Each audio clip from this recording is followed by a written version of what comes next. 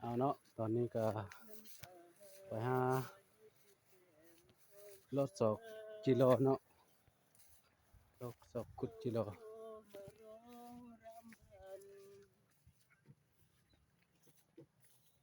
มันก็สิได้หลายส่ำใดเนาะ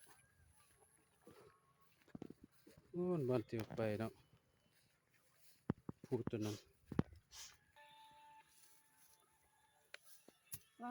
มันเบียกคักมันได้นะเสียนี่นะมันบ่คือตัว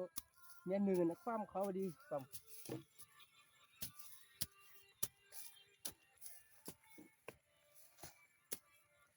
ลำบากเสียนี่เนาะ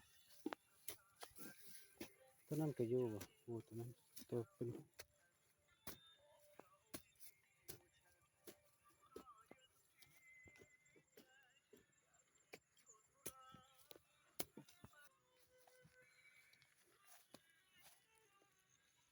โอ้มันเนาะตัวนี้คือคูจิโร่เนาะนี่ก็แม่น2คูเนาะ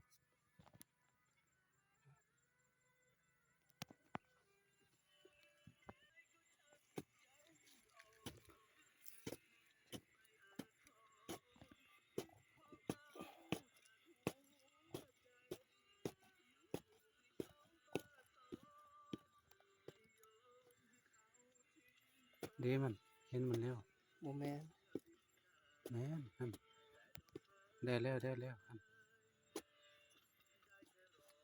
นี่ติ หน่อยเดียวครับ มา อืม ไอ้ นี่หน่อยได้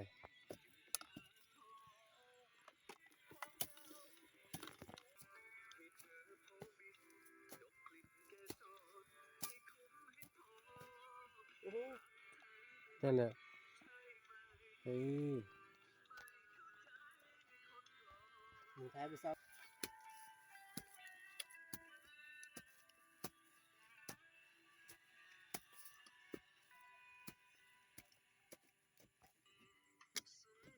อันนี้เนาะคือขุดจิโร่เนาะบรรยากาศเนาะยามแลงบ้านดอนมูลเมืองเสียงฮอนแขวงสัญญบุรีเนาะอันนี้ก็ไอ้น้องบ่ได้มีเวียกเฮ็ดเนาะวันเสาร์วันอาทิตย์ไปหาขุดจิโร่เนาะเป็นจั่งใดแลมาเบิ่งว่าสิได้หลายน้อยส่ำใดนี่คือได้แล้วเนาะประมาณ4โตแล้วนี่3โต4โตแล้วขุดคราวเดียวเนาะ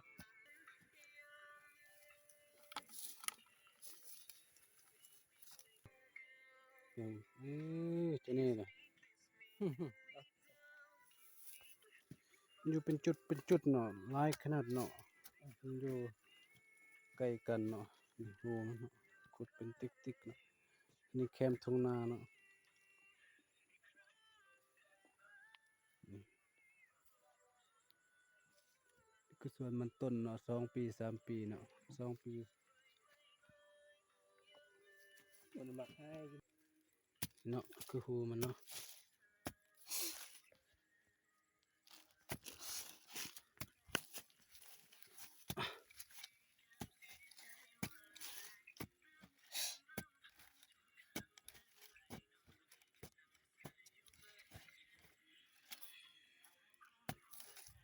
มันก็เฮ็ดลึกสมควรเนาะอันนี้คือวิธีการของจิโร่เนาะที่ว่าเฮ็ดถูกเฮ้ยตัวนี้ใหญ่เนาะตัวนี้เนาะ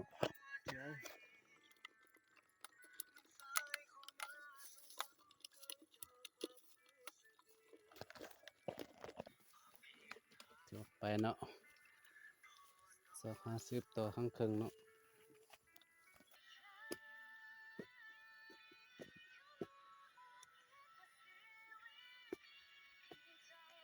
เห็นแล้ววะ มันหน่อยได้ น้อย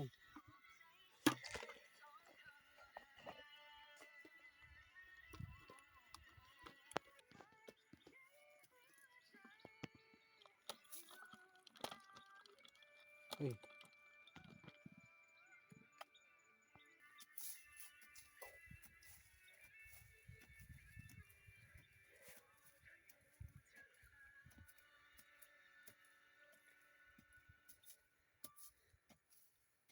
นี่มาเบิ่งใกล้ๆกล้องมันเลิกเติบเนาะ โอ้เลิกโอ้ โอ้สิได้ว่ะเลิกสัตว์ลงลึกเลย บ่อดบ่ได้กินเด้เนาะกินง่ายเนาะใส่ความอดทนเป็นหลัก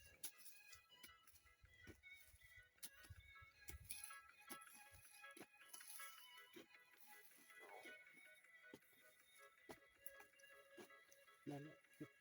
จะบีบปุ่มกลางมัน